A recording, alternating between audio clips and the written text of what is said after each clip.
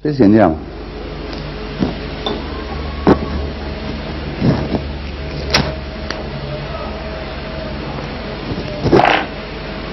Quando vuoi.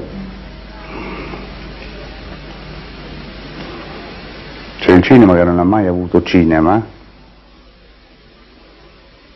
È sempre stato un plebiscito contro il buon gusto, così come Nietzsche definisce il teatro. S'attanaglia meglio al cinema, questa sala buia dove la gente, o semibuia, va da tempo a sedersi e non si capisce perché si accenda un quadrato a un certo punto, vero? Se lasciassero al buio anche quello, sarebbe una specie, ma noi occidentali non siamo abituati c'è poco oriente. L'India facile non basta appunto a spegnere tutto, come dovrebbe avvenire nei palcoscenici lirici, diciamo, melodrammatici. C'è sempre la regia, il servizio buono, tutte queste cose. Nella musica di Rossini, per esempio, che è un precipitato di non eventi, di non fatti, o nella musica di Verdi, dove il teatro è già contenuto nella musica, non ha bisogno poi di ulteriori sviluppi dell'azione. Scontato proprio che attore derivi da, o debba il suo etimo ad agere e non ad agire. Quindi questa gentaglia che sta facendo dal palcoscenico ha alienato al teatro ormai dal Novecento, no? Tutto un pubblico, no? Salvo gli abbonati, un'elite delle piccole masse, la tirannia delle plebi, ecco, che vedono in n'importe quoisme. Ecco. Il cinema non ne parliamo, insomma, è una celebrazione dei fratelli Lumière, perché non si può dire dopo il Lumière cosa ci sia stato. Se togli quel minimo di autospavento cercato a tutti i costi, o un attimo di smarrimento di certe tribù africane sul treno, nei Lumière, io penso che la commemorazione duri dall'Ottocento, cioè quella che si perpetua, una celebrazione dove si finge di incontrarsi, organizzata per una specie di turismo in massa gazzettiero, quindi è una specie di Las Vegas povera per giornalisti di colore, non poi tanto colorati, né coloriti, si arrangiano negli abbaini. Non ha mai avuto una scrittura. La scrittura cerca solo la scrittura, ogni autore deve essere innanzitutto far fuori se stesso, deve essere straniero, detto giustamente, nella propria lingua. Lo attribuiva a me, perché io non andò mai in teatro anche all'estero, anche se mi producessi per i pigmei o per i russi oppure per i lapponi, ho sempre messo da parte la traduzione simultanea, tutto quello che è media. Forse l'unica non storia del cinema è quella proprio di Gilles Deleuze, l'Image Town, il primo volume e poi il secondo, dove si occupa un po' anche a proposito BCB, del cui assente è di Antonioni, proprio del corpo. Cioè siamo un corpo, non abbiamo un corpo. Deleuze fa un discorso su Antonioni e su Carmelo Bene, dice questi come due poli opposti, ma sempre sul corpo, appunto. Cioè, i personaggi, le figure, chiamerei, i personaggi già comportano della psicologia, no? Il ruolo, la parte, ecco.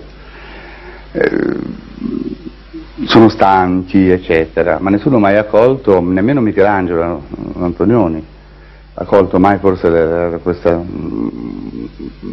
il ridicolo che c'è in questa. Lui lo sa benissimo, semmai è un maestro di ironia, un maestro I suoi film sono i soli film comici, a mio avviso, io intendendo per comico non il buffo. Schopenhauer appunto si compiace di distinguere il buffo e il comico in merito. I buffi sono quelli televisivi, insomma, eccetera. Il comico è qualcosa di molto affilato, una lama, un freddo improvviso, un ghiaccio, un veleno, un ghiaccio caldo, un caldo freddo. Non vorrei adesso accedere in gongorismi, ma è fondamentale che questo sia.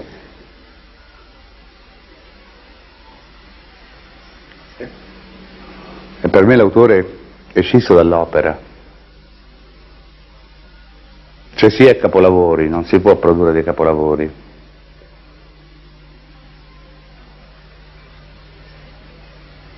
Già il mio atteggiamento nei confronti dell'immagine proprio, l'immagine è volgare comunque, non sopporto la rappresentazione, e ogni rappresentazione è rappresentazione di status. Ma sopporto l'arte come anche la grande, Raffaello, Velázquez, sì, forse togliamo Raffaello, Velázquez, Bernini sottrarrei, certe cose del Canova, poi basta, perché hanno ecceduto l'arte. È una storia della committenza dell'arte. Ora il cinema non è questa settima arte, il cinema non è niente, il cinema è appunto, i festival del cinema sono dei festival dell'ibrido totale. Il teatro totale che Wagner e Schoenberg fallirono in pieno, no? Mancarono. Deo Grazia. È una commistione, il cinema è sempre stato tributario della letteratura, della musica, c'è qualcuno che suonava, oggi la musica nei film, no? C'è la musica da film. Non è mai stato filmante, sì. Non ho mai visto un film in vita mia. Ho detto per vedere un film bisogna andare nell'Ulisse di Joyce, forse. Allora non si tratta di materiale filmato, ma si tratta veramente dell'immediato. Eppure è scritto. Oppure certi passi della commedia dantesca, però nelle copie anastatiche degli originali di Foligno, nei codici di Brescia, Ravennati, che io possiedo, dove uno scritto coincide un po' con l'orale. Poi nel cinema si aggiunge per di più il doppiaggio. Il doppiaggio è un ennesimo doppione. Poi fino a diventare questa specie piccola masturbazioncella del set sul set, del set, che poi è illuminato molto accuratamente. Tutto Fellini, per esempio, non è altro che uno sciaguratissimo autocompiacimento del set, no? Non è un grande acrobata, non vigile del fuoco. Ahimè, è un cineasta. Insomma, non si può fare della letteratura con la letteratura, non si può fare della musica con la musica, non si può fare del cinema col cinema, così come non si può vivere con la vita. Bisogna fare altro. Dov'è quest'altrove in cinema? Dov'è la differenza? Cioè qualcosa che non è là, ma è organizzata, è tutta fatta, insomma, curata, delle sartorie premiate, c'è sempre le premiate ditte.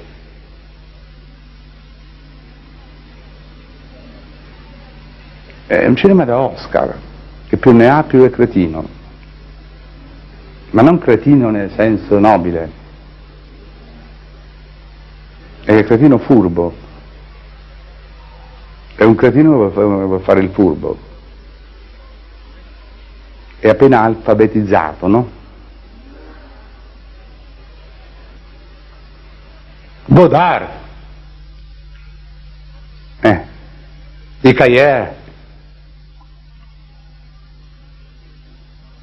questo intellettualismo incapace di approfondire il problema, l'idiosincrasia scritto e orale, no? Almeno per l'immagine, sì, è un'immagine, c'è un culo lassù, va bene, sarà internazionalino e non c'è bisogno di doppiarlo. Doppiano anche il culo, certo, sono capaci di doppiare anche un culo, ma lo doppiano parlando, orante. Il cinema è volgare, i suoi codici sono molto precisi, non c'è un cinema italiano, un cinema americano. Quello americano negli ultimi 20 anni è un abuso di effetti cosiddetti speciali, ecco.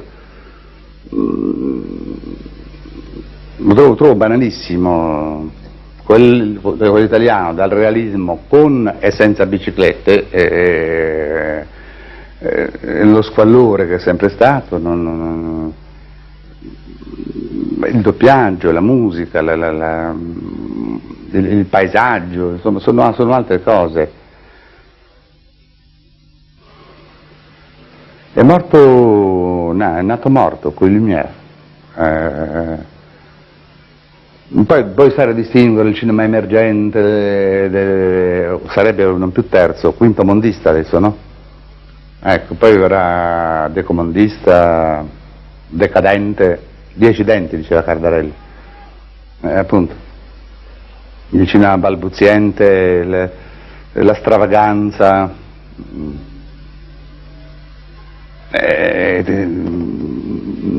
non c'è, tutto è ancorato e legato a una lingua. Il cinema del Burundi sarà il cinema del Burundi, non lo so, che poi non ha niente a che fare con il Burundi, perché come il cinema americano non ha niente a che fare con l'America.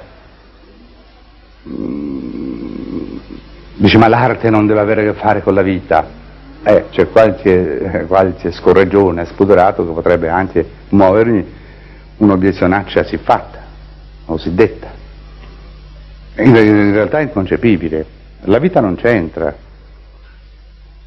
Perché nella nostra abitudine la riteniamo comprensibile, almeno poggiamo i nostri equilibri in qualche cosa. Io non ho mai visto un film squilibrato. La prima cosa che senti dire è girato bene, è ben girato. Che vuol dire ben girato? Su se stesso, così magari.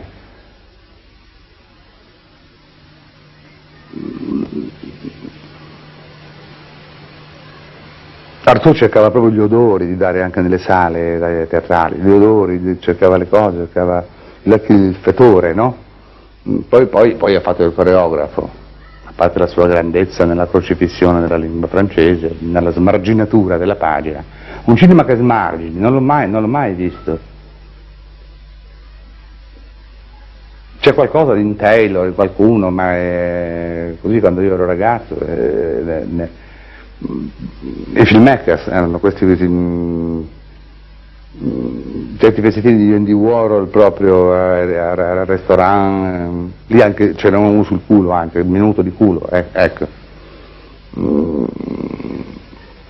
Ma di solito è una storia di coppie, ecco, dove si mette qualche buffo ogni tanto, perché fa bene un po' di volgarità in più, non guasta mai. E queste coppie discutono, tacciono, si voltano le spalle, vanno verso camera, noi esci di qua, cretina, devi guardare dall'altra parte nei dialoghi, chiaramente, campo contro campo. È una storia davvero, una descrizione di una battaglia proprio, non quella kafkiana, ma insensata come quella, no? Solo che Kafka lo sapeva, si fa il cinema, no. Anche per Paolo Pasolini, tanto amici, mi diceva il cinema è una febbre, quando cominci non la smetti più. L'avessi smessa. Il Salo Sad di Pasolini invece ha delle cose che non appartengono al cinema. Ha tutto quel suo dannunzianesimo inconfessabile, con una lettura, diciamo, anche se un po' didascalica, assai lucida su Sade, sadiana, perché gli apparteneva. Era un violento. Quando poi scrive poesie, la poesia sono poesie, è inferiore a Pascoli, ecco. Uno subito pensa alla grandezza di Pascoli, all'Alexandros, all'Emirice, al Solon, al Fanciullino, a tutte queste cose. Perché lui quando scriveva somigliava alla sua esile vocina, così. Ma anche a questa esile vocina non è mai stato Farinelli, per intenderci. L'Italia ha avuto il melodramma, ha avuto il massimo, nato tra il Gluck, il Calzabigi e gente consimile, per incrementare, no? per dotare la musica di maggior psicologia addirittura, attraverso il libretto, e qui invece ci è tradito, per fortuna, e senza fare del teatro totale. Allora non c'era la televisione, non c'era il cinema, non c'era nulla, salvo 2 o 3 equivoci di teatro totale, abbiamo avuto dei momenti appunto di puro solfeggio, di mera follia. Nella testa un campanello, cioè la conclusione del primato degli italiani in Algeri, non c'è bisogno di leggere Stendhal, c'è più grande cosa, di là dal genio umano, certamente. Al cinema non ho mai visto, ho mai sentito nella testa un campanello. Perché il cinema è destinato, si è attribuito a una funzione sociale. Quando si parla di sociale si è sempre in una fossa biologica immane, di quello che proprio Schopenhauer chiamava l'umano escremento.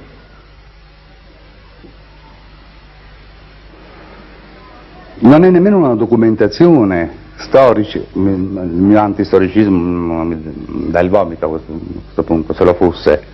La dolce vita è qualcosa verificatosi molto squalidamente 20 anni prima che Fellini insieme a Pinelli e Flaiano la ricostruissero. Sono sempre delle ricostruzioni. Il cinema nasce come imbecille tentativo di restauro, non richiesto assolutamente, non si può restaurare la signorina Felicita di Gozzano, non si può restaurare l'Ulisse di Joyce, ci hanno anche provato, non si può trasferire proprio come transfer, ecco, Harry James, proprio perché lì il fascino, la grandezza, il feeling è poggiato sul non vedere. Ecco lo straordinario potere della radiofonia. Io stesso ho frequentato un cinema di demolizione dell'immagine, dal montaggio convulso, dal montaggio eccetera, dalla ripetitività, dalla ripetizione come differenza. Ecco, ma certe poggiature, certe cose, certi sfondamenti nel bianco contrapposti a uno stracolore talmente inaccettabile, ecco. Deve essere inaccettabile e incomprensibile, così come il grande teatro è accettabile se è incomprensibile. Se esce dal logos, se esce dalla dialettica, se esce dalla documentazione, se esce dal film, appunto documento, del film inchiesta, non esiste la fantasia. La fantasia poi appartiene appunto alla patologia, meglio lasciarla perdere. Quindi il cinema non ha mai saputo trovare reperire un'autonomia, già difficile, perché fermare un'immagine, si guardi Francis Bacon, ecco, io penso che abbia liquidato tutta la storia della committenza in pittura, cioè nell'arte figurativa, già a me sospetta, fuorché Bacon, ben inteso. Bacon e qualcun altro che prima ho citato. Del cinema non v'è traccia, non ce ne sono che operi sulla pellicola, sono scomparse le 3 pellicole della Technicolor, cioè il giallo, il blu e il magenta, per fatti commerciali, perché è precipitato già da 70 anni nell'attualismo. Nessuno ha fatto i conti davvero con questa pelle che è la pellicola, quindi davvero col corpo filmante, sì, e quindi con lo smembramento del corpo, senza nostalgie arcodiane dell'origine, ma proprio in questa felicità, scontato che la felicità non sia felice, appunto, in questa grazia eliogabalica proprio dello smembramento, io non vedo niente. Buñuel è un autore borghesissimo, per carità, autore di che poi? Intanto bisogna stare di qua e di là dalla macchina, o dalla cappa, o dalla camera, come dir si voglia, e non da una parte sola. Così come il teatro di regia non ha fatto altro, non fa che confiture, ma non sono mai au carbure, queste confiture. Sono sempre consolatorie poi di che? Sono noiose. E quindi se il teatro è il plebiscito contro un buon gusto nicciano, appunto il cinema lo è 3 volte. Il fallimento del teatro è levato al cubo. Socialmente poi, essendosi occupandosi solo di un surrogato sociale, di un alibi, no? Spalleggiato, autospalleggiandosi proprio. Socialmente è proprio dal sociale è stato abbandonato, le sale sono chiuse, sono diminuite, non c'è bisogno nemmeno di spegnere perché non si accendono più. Così questi autori sono sempre di cinema, sono sempre dei falliti, ma falliti nel senso deteriore, non nel senso minoritaire, cioè minoritario, del minore deleuziano che attribuisce così qui assente, ma nello stupendo anche Libello su Kafka. È qualcosa che non ha a che fare con niente il cinema, è crede di raggruppare tutto, per di più è piatto, è messo lì, hai voglia, non è un fatto di definizione più o meno messa a punto. Io non vado mai a cinema, non sono mai andato a cinema, se non da ragazzino proprio, e l'ho fatto proprio per farla finita. Nostra Signora di Tutti nel 68, ecco, tumulava il 68, l'anno più stupido della storia dell'umano escremento, e tumulava il cinema al tempo stesso. Insomma, io al cinema non ho mai visto niente, ecco, salvo un fastidio, ecco, ricevere il fastidio del preparato, del tutto così, si vede la sarta che si è appena ritirata, il truccatore che ha tolto l'ultimo lucido sul naso, appunto, l'altro che ha messo appena la glicerina, che poi queste lacrime cadono sempre male, non ha mai messo in discussione se stesso.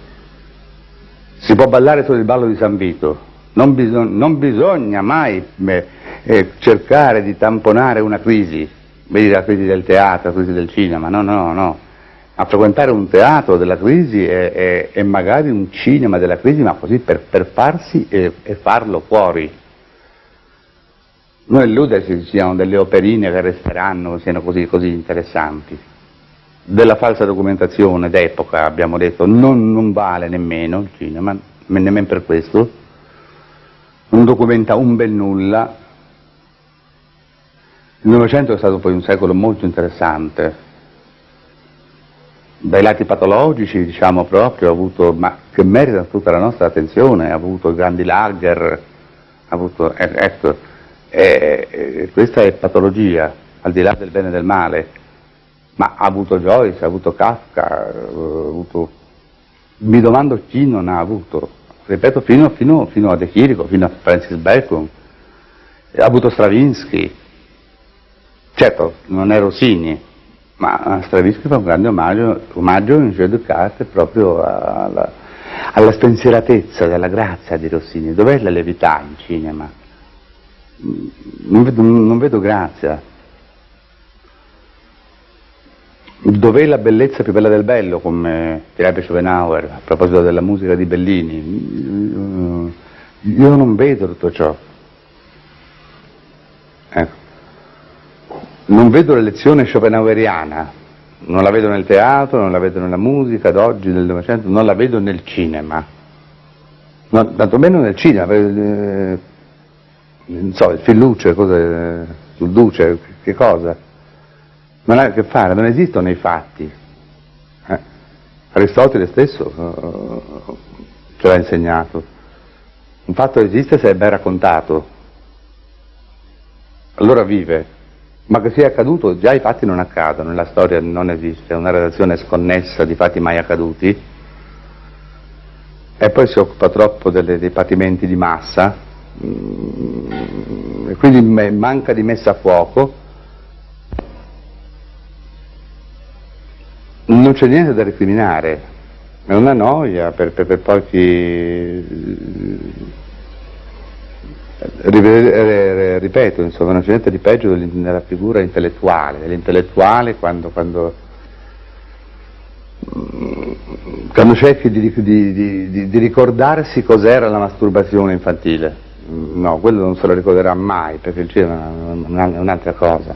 Il cinema è tutto basato sulla copula, simulata anche quella. Ecco, la finzione con rimprovero al teatro, già nella vita tutta la vita è rappresentanza e rappresentazione, già bisogna togliere un po' di volontà, poi invece il teatro viene raddoppiata, nel cinema, ho detto prima, viene elevata al cubo, ma la rappresentazione obbedisce a dei codici precisi, prescritti. Non è solo lo Stato, perché ogni rappresentazione, ripeto, è rappresentazione di Stato, ma lo stesso autore soprattutto. Ecco perché Cage bruciava gli spartiti, i propri spartiti, perché riteneva la musica per spartito, o di spartito, o lo spartito musicale padronale.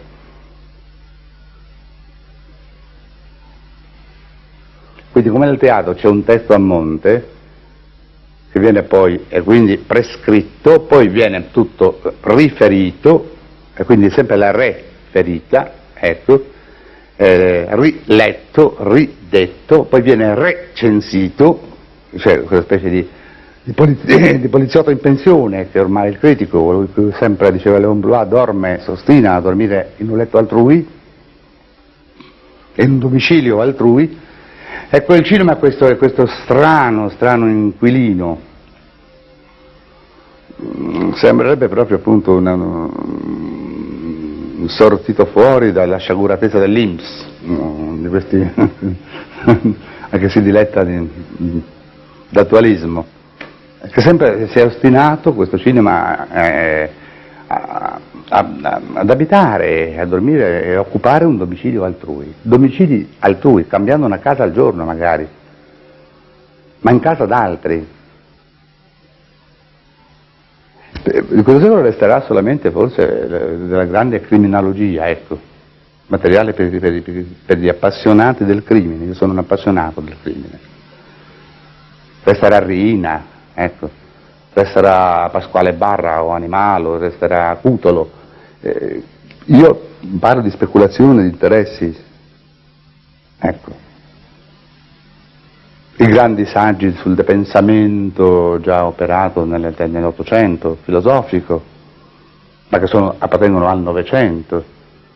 Basti prendere Émile Plateau, basti prendere tante cose, Michel Foucault, Jacques Lacan, Deleuze, Klossowski, insomma, fino a Derrida. C'è lo smontaggio del linguaggio, c'è il passato Saussure, ha detto signori, oppure ragazzi stupidi e attempati al tempo stesso, nati morti. Il significante non è il significato. Io non ho mai visto un film per significanti o in balia dei significanti. Io vedo dei significati, dei messaggi. Ha ignorato l'avvento del magnetico, per esempio, dove già girando, già riprendendo non qualcosa, un oggetto là, nel cinema non c'è mai stato, è sempre dialettico, come il pessimo teatro di prosa.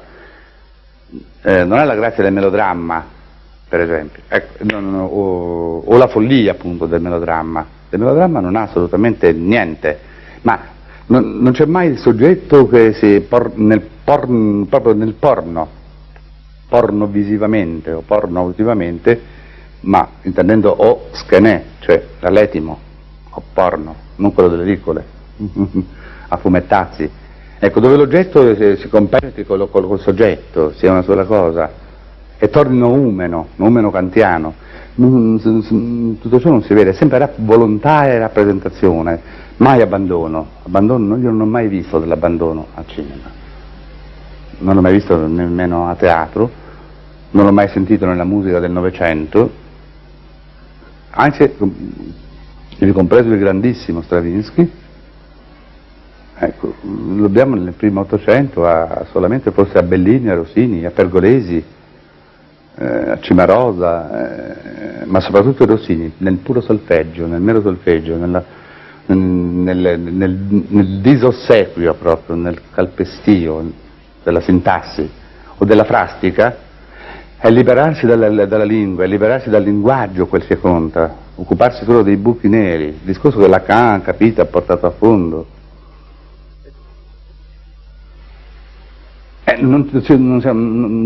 Come può dare cinema, cioè mandare il teatro, grande letteratura, grande cosa, come può dare abbandono, come può dare un altro Rossini, come si può solfeggiare questo stato? Non confondiamo il solfeggio con la balbuzie. Dovrebbe essere uno stato hobbesiano, cioè alla Hobbes, Thomas Hobbes. Lo Stato deve essere talmente vizioso, dice da qualche parte, questo profondissimo studioso del linguaggio che è Hobbes, che ne ha scritti almeno 80-90 libri, tomi tutti sul linguaggio. In questa funzione, in quella chiave, bisogna leggere Nietzsche e anche il testo di Hobbes, dell'Hobbes diciamo politico, no? Ma lo Stato deve essere talmente vizioso da scoraggiare qualunque iniziativa criminale nei singoli, nei cittadini. Infatti dopo il Leviathan nel Decive dice che il cittadino non può fare niente, insomma, non può fare, sì, può provarci, ma tanto poi non gli riesce, perché lo Stato è sempre più vizioso di lui, più mostruoso, più criminale di lui. Allora fa cadere le braccia, insomma. Se uno immagina Rina moltiplicato 10 milioni d'anni luce, non so, cioè, voglio fare un'iperbole. Ci sarebbe meno dilettantismo anche in questi stupri, in questi delitti, c'è molto dilettantismo, molto. Fanno per rappresentazione, per vanità, per raccontarlo anche loro. Tutto ciò che i carabinieri risolvono ogni giorno, anche lasciandoci la vita, con Paletta e Secchiello, dico io, o senza l'uno o l'altro, però lascia la pelle inutilmente,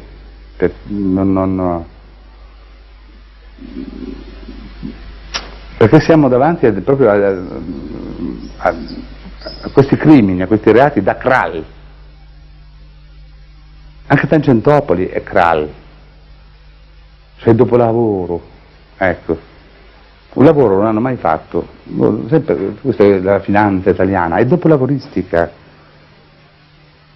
Gli SIS, li chiamano i 007, ora non è che il pubblico li confonda con Sean Connery, lo 007, sa benissimo di chi si sta parlando. Di famiglie di padri, e padri di famiglie. C'è stata qualcuna, uno che ha mentito, un testimone, no? Che su questo caso della clinica Bergamo è quindi resa inattendibile perché aveva detto che il mostro di Firenze sarebbe stato Alberto Bevilacqua, no?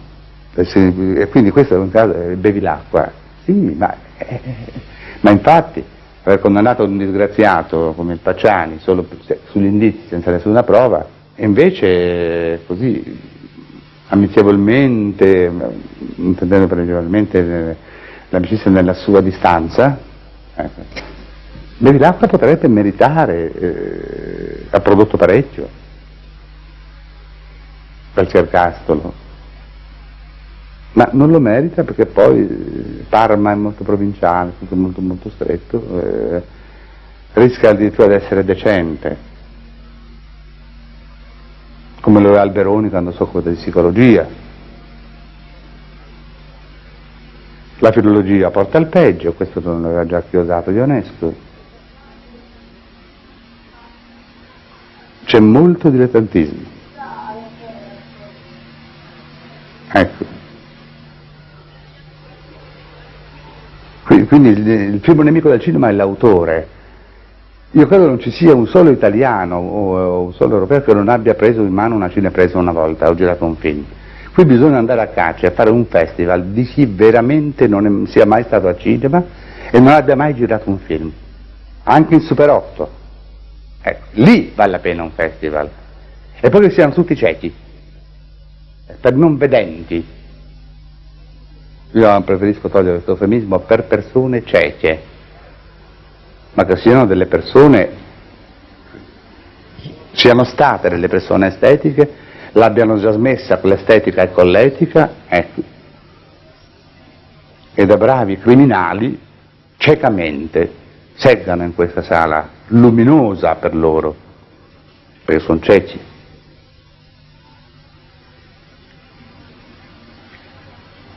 Beh, la nostalgia delle cose comincia così, sono apparso alla Madonna, che non ebbero mai un cominciamento, ecco, ecco.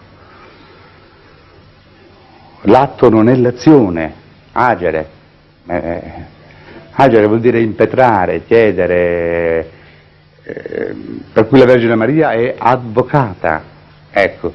Poi sono diventati tutti avvocati, usato nei tribunali, è stato volgarizzato, è un abuso del dizionario, dei nomi, questo dell'avvocato, ecco. Comunque attore deriva da atto retorico e non deriva dallo sfaccendare, dall'andare e venire. Se no davvero che vuol dire questo andare e venire, appunto, anche l'opera verista di Puccini ha ragione, al confronto. Ma Puccini è il primo ad ammettere che il melodramma è bello e finito,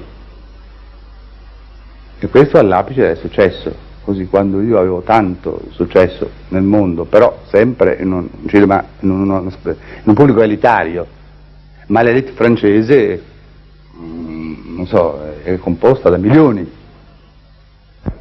Ecco. Poi questi milioni sono diventati tirannia delle plebi, ecco. Il cinema resta sempre nell'azione filmata, quasi una storia, una narrazione storica dell'azione, ma la storia è sempre stata una non storia dell'atto, cioè l'atto non è mai l'azione, l'atto è l'oblio che ci travolge e travolge Lorenzaccio, poi travolge tutti i tirannicidi, per esempio quando affondano una lama nel tiranno, lì non possono più pensare all'azione concordata, all'ideologia, mi spiego, all'etica, alla deontologia, alla morale, non possono, devono agire, nell'agire essi si smarriscono, non sono più. Dopo poi rispunta non più l'azione, ma il condominio che gli sopravvive a quest'atto e s'arroga l'azione, l'atto, ecco. Ma non ho mai visto qualcosa di immediato a cinema, non potrebbe esserci una cosa immediata perché devi girarla prima, è già questo fatto. A un attore in scena può accadere qualunque, anche un incidente, qualcuno inciampa e va in terra, a cinema rifanno la scena, stop, questa non è buona, facciamone un'altra, si dice, ne fanno tante. Perché come quelli che lo girano, le storie, le storielle, le loro love story, ma anche quelle sull'odio, la stessa cosa, sembra che non facciano un mestiere nella vita. Sono tutti dei miliardari o poveri, disoccupati, appunto con, ho detto prima, o senza biciclette realistiche, tutti. Fino a Gary Grant, sono davvero tutti disoccupati, non hanno niente da fare, insomma. Far dispetto al vicino, fare queste cose, ma poi quando vanno a lavoro questi? Io intendo al posto di lavoro, quello giustamente degli schiavi. Dov'è la loro catena di montaggio? Non parlo del lavorio che è dato solo a Bernini,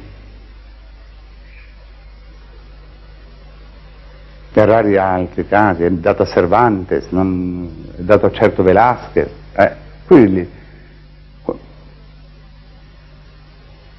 La musica, quando supera la musica, nella musicalità, e allora ha una forza energetica.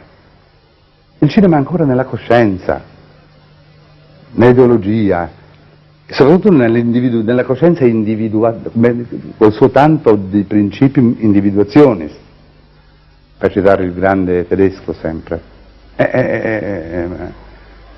ma non accederà mai, non può accedere, perché è una mediazione, mi spiego, all'incoscienza, non può accedere all'incomprensibile,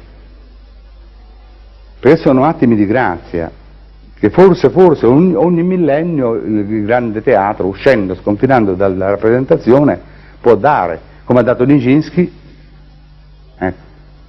come ha dato me, per esempio, lo so benissimo.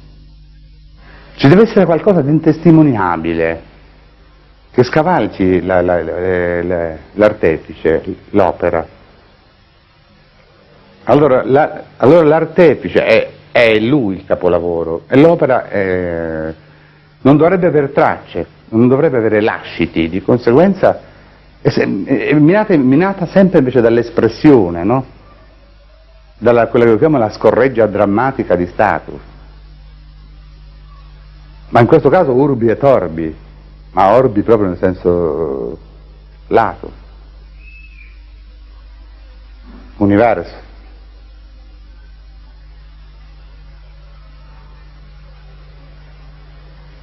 Non ho mai visto un film che mi abbia fatto vedere la vista. Mi ha fatto vedere questa o quella cosa, sempre con corpi appartenenti a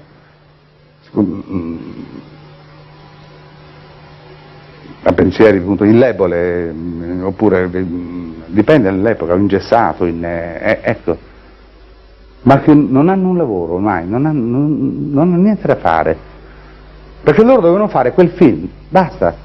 Via col vento, quale via col vento? Là non si muove una foglia e non c'è assolutamente vento, sono quelli degli effetti speciali, si vede e si sente benissimo.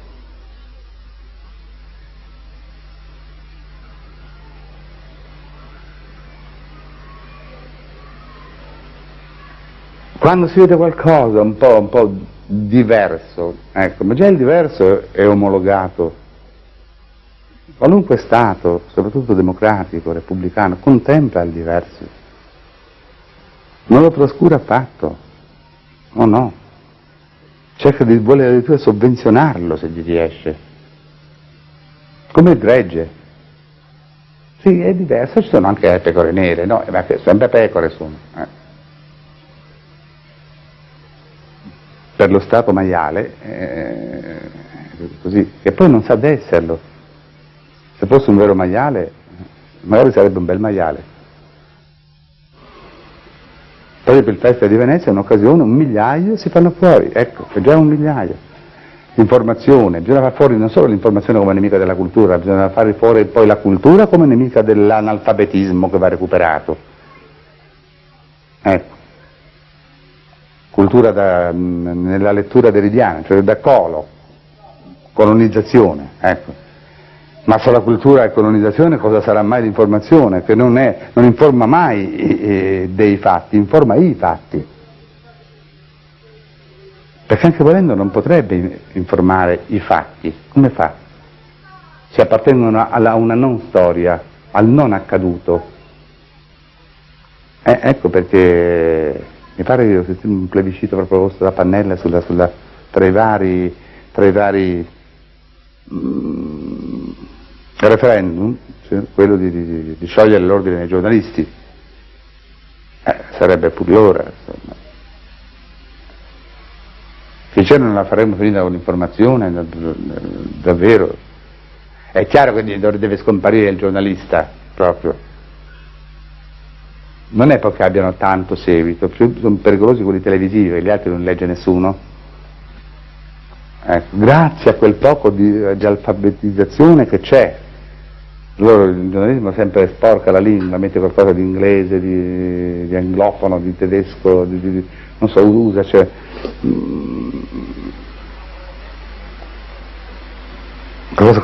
qualcosa di decentrico proprio, come diceva Barthes sulla cucina di L, è quello che all'Espresso equivale ad avere delle idee.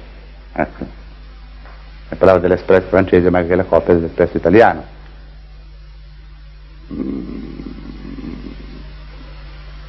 Come si può leggere, approfondire qualcosa su Panorama, sull'Espresso, su Repubblica? Io non so.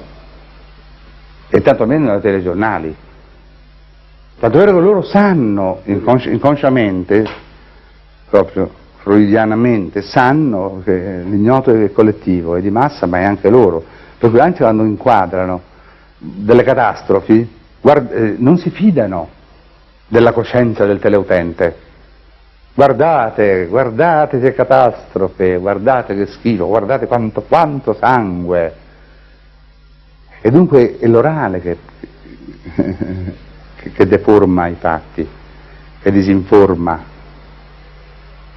e deve cessare di informare. Però loro, e cos'è questo? Sfiducia nell'immagine degli speaker dei telegiornali. Cioè, non ci sarebbe bisogno di commentare. Si vede i serbi, accecano un paio di bambini, si vede benissimo, si sta vedendo. Guardate, li accecano, sì, e come si chiama quell'accecamento? Non nell'orecchio, nell'occhio. Ma questa sfiducia è sintomatica sul discorso cinema, ecco. Non si fidano delle immagini, nemmeno i giornalisti. È morto, è una cosa asettica, non è nella sensazione, come Bacon è nella sensazione. Non è pittura quella di Bacon, non ha niente di visivo. Ma qui c'è anche il grande saggio di Gilles Deleuze, di nuovo, non perde un colpo, Gilles. Lui sì che è una macchina. Non posso andare al cinema perché a un certo punto si posa, come quando sul televisore si posa una mosca. Dice che hai visto ieri sera una mosca. È così importante quella mosca che dietro c'era Pippo Baudo magari, e chi lo vede? Non si vede vedendolo, ecco. È una cosa esangue. Ma non ha nemmeno la grazia di certa convalescenza. Insomma, come tutti i problemi è un falso problema. E perciò il cinema resterà un problema per oziosi, fomentato dalle commissioni di cultura repubblicane e democratiche. Non c'è niente da celebrare, anzitutto. Si commemora, non so. L'ho detto, se uno è necrofilo va per cimiteri, c'è anche il maniaco e va per cinematografi, ma non va più perché c'è già il loculo televisivo per questo. Inappropriatamente, ma tanto meglio. Perché il cinema non è un telecomando, ecco.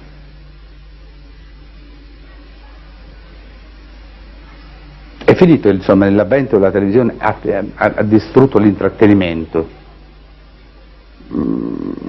Ha distrutto anche il salotto, nel senso anche migliore, no?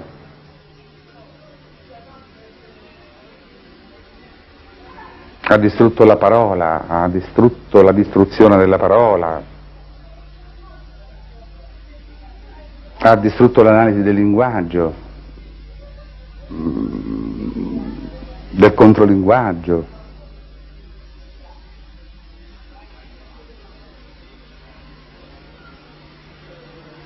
Quando si rompe una pellicola, ricordo al paese, tutti fischiano, no?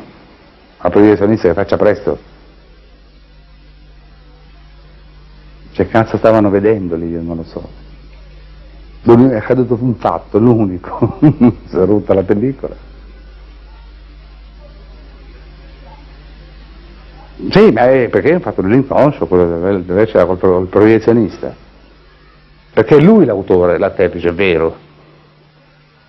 Ecco, parlo così non da classico ormai, no, ma mi fa sentire un po' tra i morti tutto questo, siccome sono sempre stato un morto vivente, un morto irrequieto, ecco, come certi faraoni, giovanissimi.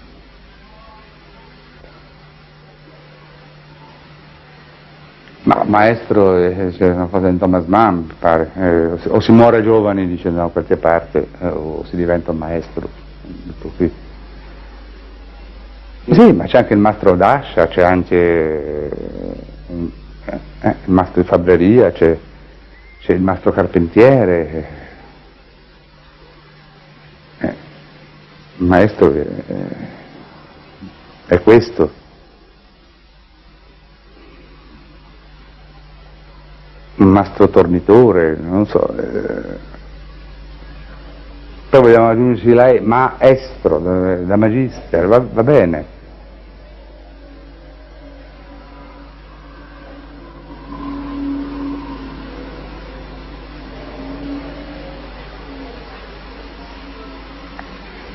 Non si può nientificare il niente.